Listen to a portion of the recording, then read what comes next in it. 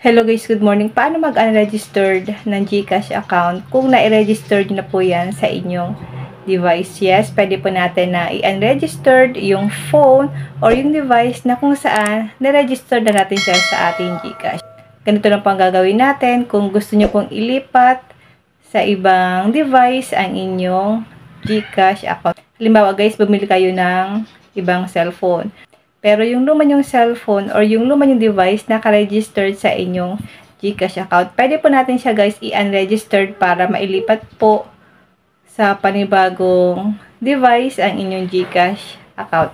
Then, pwede po natin i-registered yung bago, then i-unregistered po natin yung lumang device. Open lang natin ang ating GCash applications. Lagay natin dito ang ating MPIN. Click profile, click natin itong remind me later. Then dito, scroll up natin ito. Hanapin niyo po ang settings. Click natin ang settings. Meron ditong account secure. So, click natin ang account secure. Account secure and register this phone before you log in GCash in a new phone. Uninstall GCash in this phone. For your protections, once you unregistered, you'll have to register your device the next time you log in. So, sabi dito guys, once na mag-login tayo sa ibang device, kailangan po muna natin i-unregistered itong ating phone na na-register na po natin ito guys noon, di ba guys? So, gumawa na po ako dito ng tutorial kung paano po mag-register ng phone gamit po ang ating mga GCash. So, kapag mag-unregister kayo, click mo lang po itong arrow dito. Dito po sa may nakalagay na may registered phone, i-click nyo lang po itong arrow down dito para lumabas yung unregistered phone. Ngayon, click natin ito. Ayan guys, click mo lang po ang unregistered phone, then magse-selfie po ulit kayo niyan guys.